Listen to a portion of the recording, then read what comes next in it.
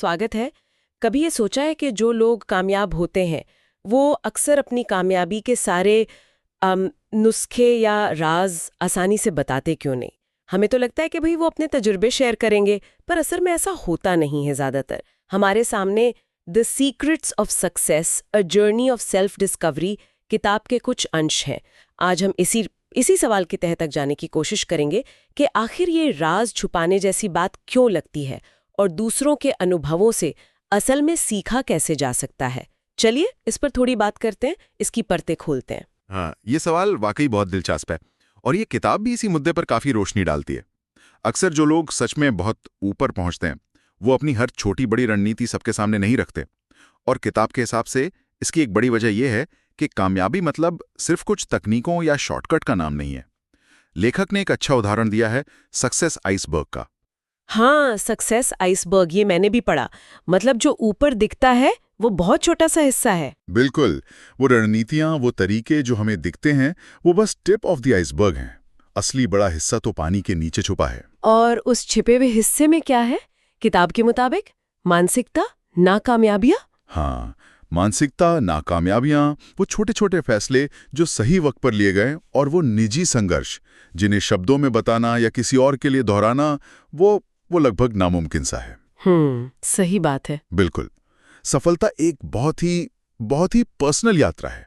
किताब में लेखक ने अपना एक अनुभव भी बताया है। वो अपने मेंटर से बार बार पूछते थे कि आपकी कामयाबी का राज क्या है। अच्छा, तो क्या जवाब मिलता था? जवाब हमेशा थोड़ा घुमा फिरा कर मिलता था। बाद में उन्हें समझ आया कि उनके मेंटर उन्हें कोई राज बताने की कोशिश नहीं कर रहे थे, बल्कि सोचने का एक तरीका सिखा रहे थे। सोचने का तरीका? हाँ, और वो तरीका हर किसी के लिए अलग होता है। उसे कोई दूसरा बस कॉपी पेस्ट नहीं कर सकता।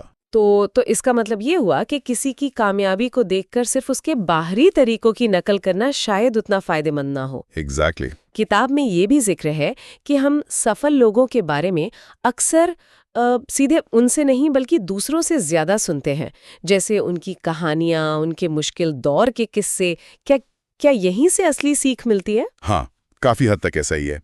किताब में एक बड़ी इंटरेस्टिंग बात कही गई है। लेखक इसे ऑब्जर्वेशनल लर्निंग कहते हैं। हाँ, मतलब देखकर सीखना। Observational learning. हाँ, उनका तर्क है कि सफल लोगों की बताई गई रेसिपी से ज्यादा फायदेमंद होता है उनके काम करने के तरीके को देखना, उनके सोचने के प्रोसेस को समझना, वो मुश्किलों से कैसे निपटते हैं उस चीज को समझना। अच्छा। किताब में एक स्टडी का जिक्र भी है, शायद काल्पनिक हो पर बात पते की है। उसमें पाया गया कि जिन लोगों ने सफल व्यक्तियों के संघर्ष और पूरी प्रक्रिया पर ध्यान दिया, उन्होंने ज्यादा सीखा बनिस्बत उनके जो सिर्फ आखिरी नुस्खा जानना चाहते थे। ये बात तो वाकई गौर करने वाली है। यानी सीधे राज पूछने के बजाय उनके पूरे सफर को, उनकी जर्नी को समझना ज्यादा जरूरी है। बिल्कुल। तो फिर अगर किसी से सलाह लेनी ही हो तो सही तरीका क्या हो सकता है?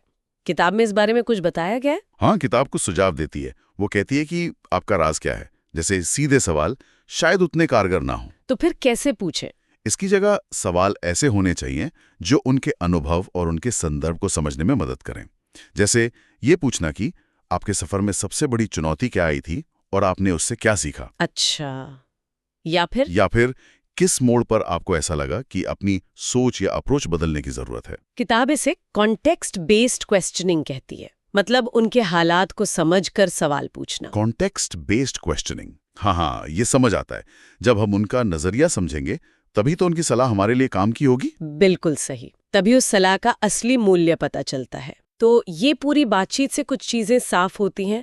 पहली बात तो ये कि जिसे हम राज समझ लेते हैं वो अक्सर एक बहुत ही निजी अनुभव और मानसिकता का हिस्सा होता है, जिसे शायद पूरी तरह बांटा भी नहीं जा सकता।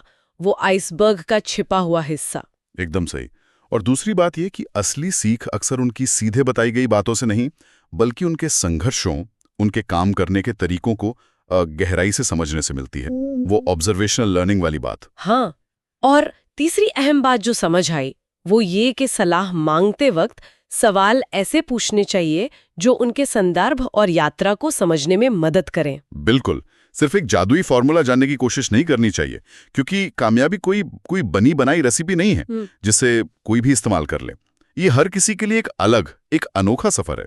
रास्ते खुद बनाने पड़ते हैं। ये याद रखना वाकई बहुत जरूरी है। हमेशा सीखते रहना और समझते रहना, शायद यही कुंजी है। बिल्कुल।